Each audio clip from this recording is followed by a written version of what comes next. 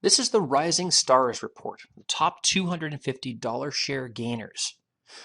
Now, this is, of course, a dynamic report, so it respects the settings you make across all slicers, be it time frame, geography, category, distributor name, supplier, etc. So, we see UPC here, description, brand name, dollars in the current time period. We have 13 weeks selected, and it's constrained also to wine, which we see in the selection dialog line right here. Note that it is not sorted descending by dollars, but instead it is sorted descending by the item dollar share change. So this is saying that this particular Rombauer Vineyard Chardonnay 750 milliliter product has increased its market share by 0.15%, which is quite the gain. This is the absolute dollar gain for this product versus the year ago time period. So keep in mind that this is dynamic. So if we wanted to modify this and constrain the category to, say, table wines, we would see some slight modifications. Most of these are table wines, so we won't see too much. But we can also impose a size criteria, which we'll do next.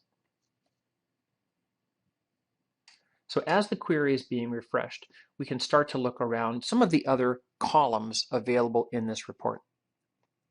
So after we have dollar share change, there's the EQ units, equivalent units, the percent change, and then the change in absolute value versus year ago.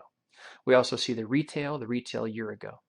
And then again, a couple of promotional metrics for you to put into your consideration. The dollars done any promo, share of current, so this is showing that 42% of the dollars that this Rombauer product have generated have been with promotion. And then some other promotional types, like dollar feature, display share of total. 7.4% of the dollars experience some feature or display. Dollars price decrease, dollars feature only, dollars display only. So these columns right here give us the ability to directionally know how much emphasis a given product has with a given type of promotional activity. At the same time, we have an ACV current and an ACV change. So we see a couple of things here. We see that an ACV of 7.5, so relatively low distribution of this particular product, and it is increased by 1 point.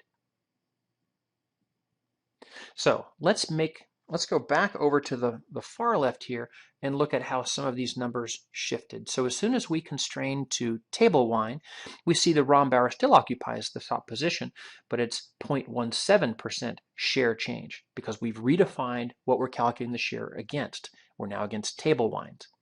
This is a 750 milliliter product, so let's go over and select all 750 milliliter products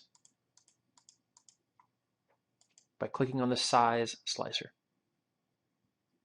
So the query is sent off to the Pivotstream cloud, where it will be returned to your browser, and we'll see how much share change this particular Rombauer product has when we redefine the report to be against table wines for California X AOC for, again, that 13-week period, but now against only 750 milliliter products.